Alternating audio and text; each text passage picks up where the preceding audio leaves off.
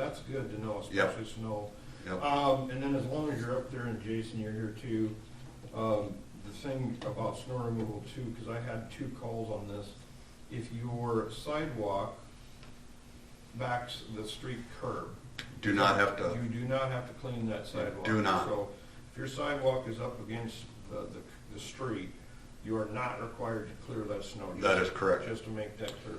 Yeah, I think it's, I think there might be a distance also though. I think that, we might look that up. I don't know if off the top of my head. I think it might have been, it's either right at the back of the curb or it's, you know, within 2 foot. I think there might have been a distance associated with it, Okay. but that is true. Okay, I just wanted to clear that one up. And then this one here, and I don't want anybody to think that I'm picking on them, but I think we have to be very careful. I think it was wrongly reported in the paper about the softeners and the hardness reduction. And the one thing that I really want to emphasize, and I went back and watched the YouTube to make sure that I'm right on this. I asked the gentleman from, McClure, McClure, Michael? who was to blame for the majority of the high sodium in our water? And he clearly said it's 50-50. And it was more, I believe, reported in the paper that it was 90% homeowner. That is incorrect. And I think it's important just to keep it in perspective. No one's blaming any one group of people. We're all gonna have to work towards a solution together. But it's, you know, a 50-50 blame, so we're culprit or whatever you wanna say. So I just wanted to clear that up. Thanks. Okay, I'll Yeah, just, we don't, yeah, we have to make sure we're not trying to blame anybody. No, I used the wrong word, whatever. Yeah, well, I mean, I don't want people to think that we're, and I'll get into The this. problem is being, by Yeah. both parties, right? Okay. Yeah. Go ahead. I had just a couple items. One was basically exactly the pigtail on the park is, we had a lot of stuff going on at the last meeting. And the articles in the paper and on the radio were voluminous, to say the least. And I think they did a good job trying to report what was going on. Are they perfect? No. Anybody that was sitting up here doesn't think they're perfect, but I think for the most part they did an excellent job. Both in the newspaper one, holy mackerel, 2 pages trying to explain the ambulance director. And I didn't even remember what I said in someone else's part. So, did a good job. I think they should be commended because that was not an easy conversation to have or write about. So, thank you. Second thing is that I think everybody will have to make sure they're sitting down for this one because I actually have a traffic issue, which might involve putting up, I know, stop lights. Oh. I know.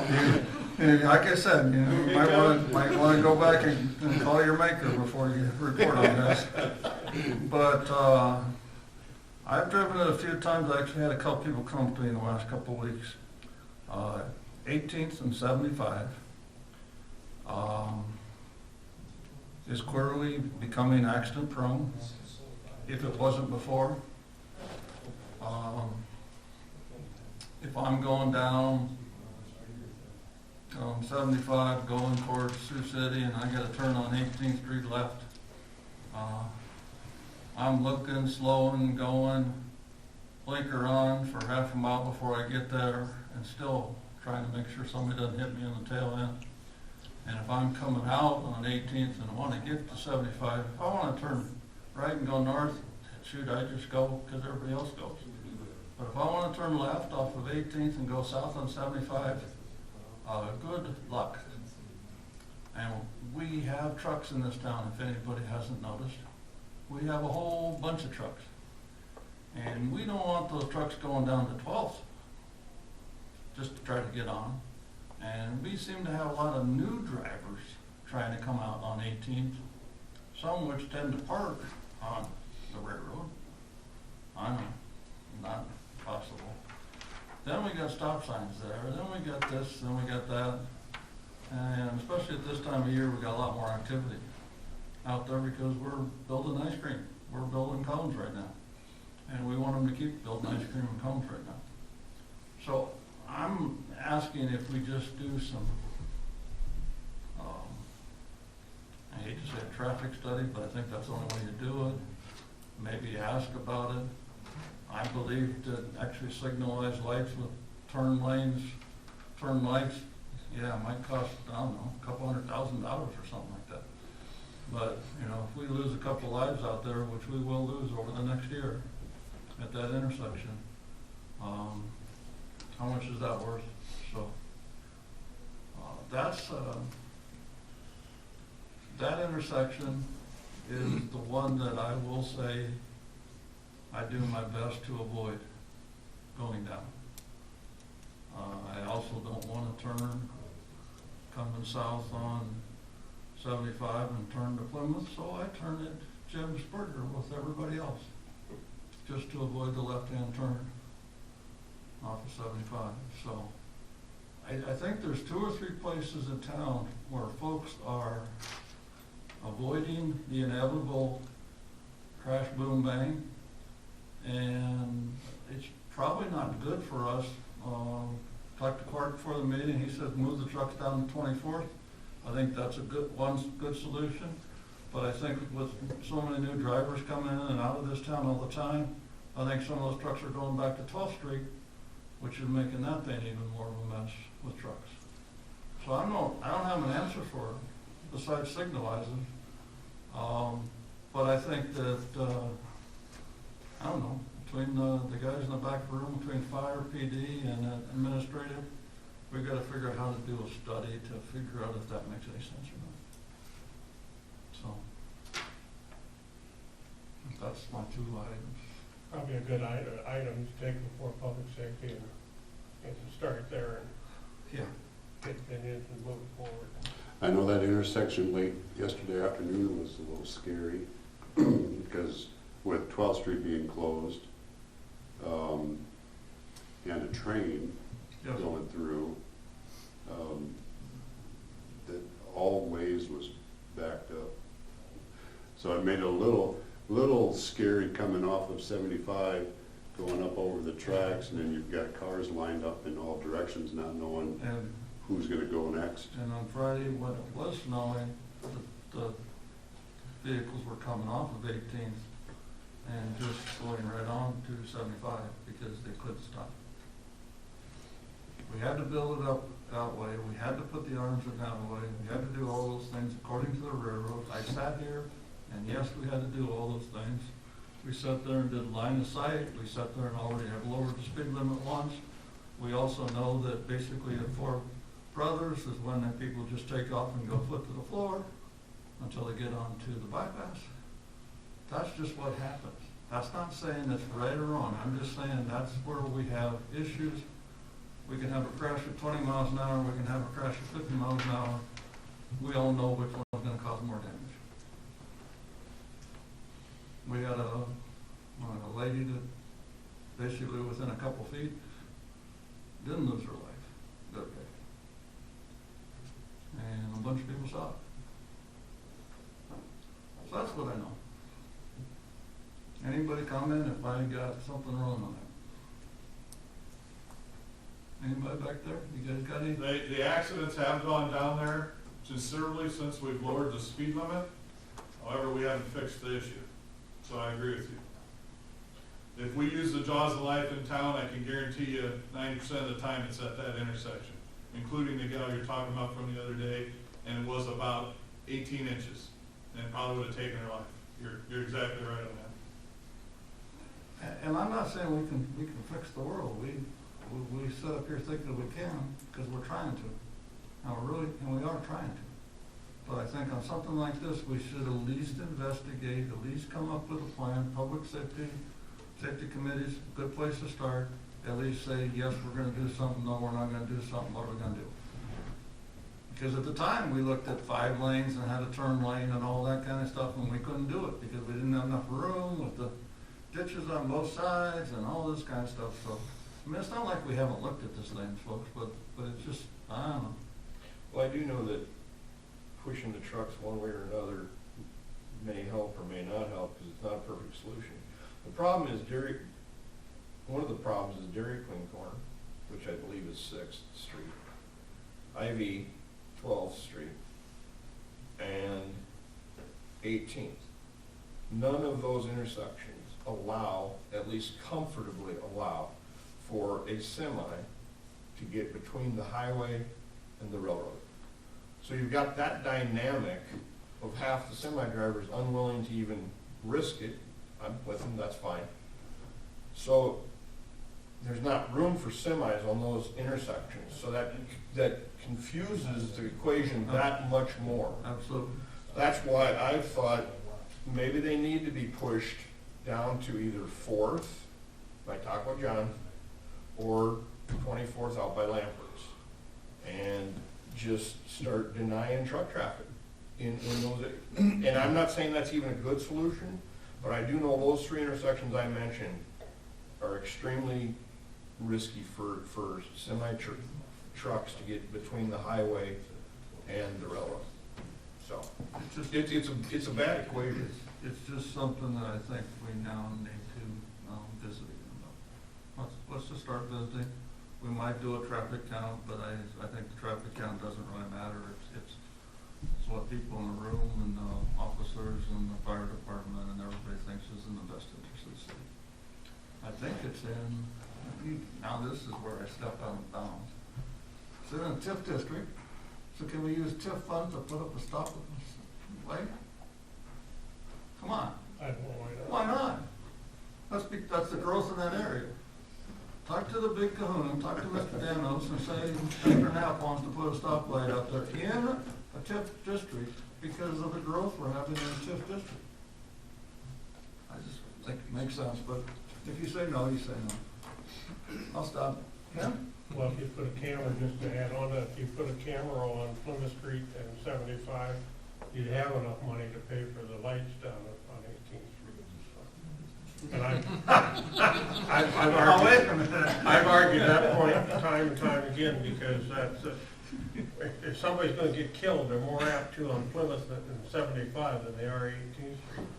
That's why everybody's turning their gyms. Yeah, well, other point, I want to jump on something that Clark was mentioning about the snow, but on a positive note, the number of people that have snow blowers and equipment that plow well beyond their property, they need to have a big thank you, because if you had 30 people that you had, there was probably closer to 100 that wouldn't have got done if it hadn't been for neighbors helping out or people with equipment. So Absolutely. hats off to those people that have a habit of helping people out.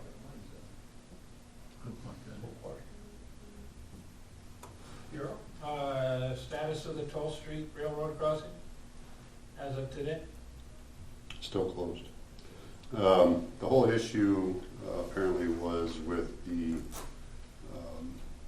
wind Saturday, Friday night, whenever the wind picked up, damaged one of the cross arms. The one that goes down or the one that didn't go down? Well, it damaged it internally, so it hampered the proper functioning of it.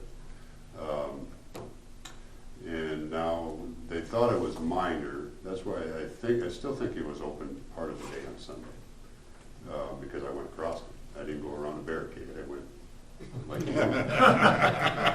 That wants to be clear. So, but they came and looked at it. The railroad came and looked at it on Sunday, and it was it's internal damage to it. So they need to order parts for it with no answer as to how long it will be closed. But that's what it's because of the arms, and they can't. Now that the arms are up, they can't have that intersection open without those arms operating. So they have to fix that first. Okay. Jason? A few things before Dave starts. I didn't mean that in a bad way. No, he's good. I know. Report. The rest of us took it the way you said it. No, I just, no, it's on the agenda here, so, last week, was it last week? It was the last council meeting, we approved, Brent's gone, but a McClure agreement for, what is well 14 and raw water line from there. Right. That had a estimated schedule in there also, timeframe. Discussions yesterday, I may be bringing an amendment to that agreement already back to the council, because the issue is, eventually sanitary sewer needs to go out there. And sanitary sewer was never designed in this process, and it should be. Because of the depth of the sewer, the sewer is deeper than the water main. So it makes sense to put the sewer in before the water main goes in, so we don't damage the water. So McClure is it should be a simple design, they're gonna put the design of the sanitary sewer in the project also, so it's done at the same time, which will push everything back about a month. So if the date was to accept bids in April, they may be accepted in May. I would imagine if it's not next council meeting, it'll be the council meeting after that I bring that forward.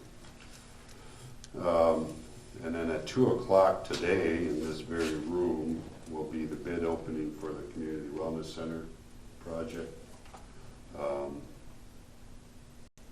Hopefully the room is full. So that's today at 2. To the water softener survey,